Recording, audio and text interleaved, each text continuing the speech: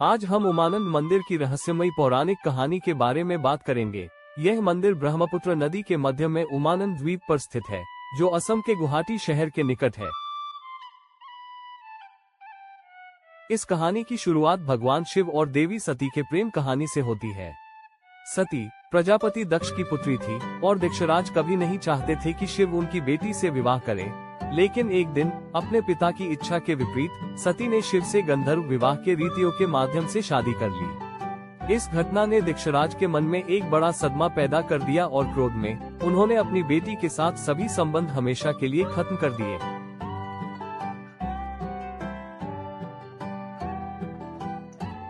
सती भी गहरे दुख में थी क्योंकि उन्होंने अपने पिता की इच्छा का उल्लंघन किया।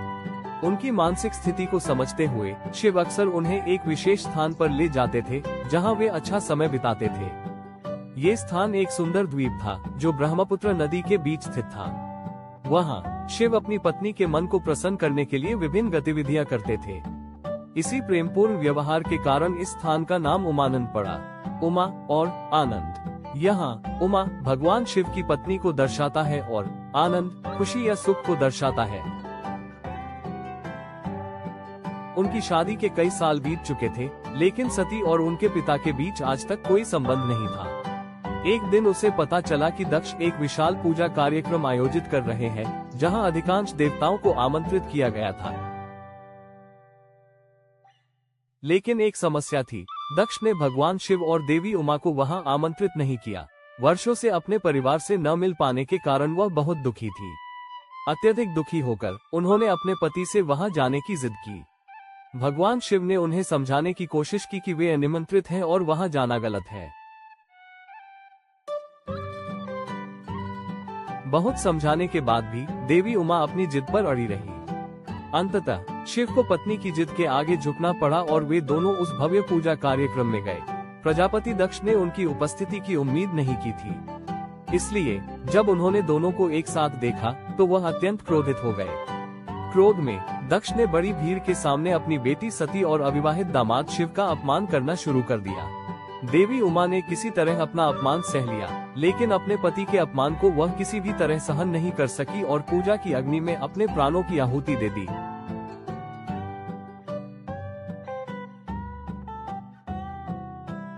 देवी उमा के शरीर छोड़ने के कारण इस बार शिव भी क्रोधित हो गए। भगवान शिव ने अपनी शक्ति से दो बहुत शक्तिशाली असुरों को दक्षराज को मारने और अपनी पत्नी की मौत का बदला लेने के लिए जन्म दिया। वे दोनों असुर थे रुद्रकाली और भद्रकाली। रुद्रकाली और भद्रकाली ने दक्षराज का वध किया और सिर को शरीर से अलग कर शिव के चरणों में समर्पित कर दिया। ये शिव की प्रतिशोध को पूरा किया, लेकिन उनकी क्रोध को शांत नहीं कर सका। शिव की क्रोध के कारण एक समय आया जब सारा सृष्टि विनाश के कगार पर खड़ी हो गई। इसी प्रकार कई वर्षों बीत गए, लेकिन शिव की क्रोध में कमी के कोई संकेत नहीं थे। तब भगवान विष्णु ने उन्हें उनके पुराने दिनों की याद दिलाई। वे दिन जब वह और उनकी पत्नी उमानंद द्वीप पर खुशी से समय बिताते थे। जब शिव इन सब बातों को याद करने लगे तो वह उस स्थान पर जाने के लिए निकल पड़े ताकि वह सामान्य स्थिति में लौट सके और वहां ध्यान करने लगे। इस तरह फिर से साल बीत गए, लेकिन वह ध्यान में ही लगे रहे। कई वर्षों बाद जब शिव अपनी ध्यान से वापस नहीं लौटे तो पूरी दुनिया का संतुलन धीरे धीरे बिगड़ने लगा। अब अन्य देवताओं के साथ भगवान विष्णु और ब्रह्मा भी इस मामले को लेकर चिंतित होने लगे। देवताओं ने भगवान विष्णु से निवेदन किया कि वह शिवजी को वापस लाने का कोई उपाय करे। विष्णु ने कामदेव को आदेश दिया कि वह उस द्वीप पर जाए और शिव के ध्यान को किसी तरह तोड़े। विष्णु के आदेश का सम्मान करते हुए कामदेव अब उमानंद द्वीप पर शिव को विचलित करने और उनके ध्यान को तोड़ने के लिए चले गए।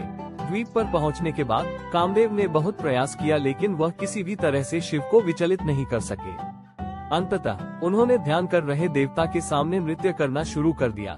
कामदेव के नृत्य के कारण शिव का ध्यान धीरे धीरे मिटने लगा, लेकिन एक समस्या अभी भी बाकी थी। शिव के मन में वर्षों पहले उत्पन्न हुई क्रोध पूरी तरह से शांत नहीं हुई थी। इसलिए जब उनका ध्यान पूरी तरह से टूट गया और उन्होंने आंखें खोली तो उनकी तीसरी आंख से एक भयंकर आग फूटी और आग ने तुरंत उन्हें राख में बदल दिया। हालांकि भगवान शिव ने कामदेव को फिर से जीवन दिया। इस घटना के बाद शिवजी शांत हो गए। यही इस पौराणिक कहानी का अंत है।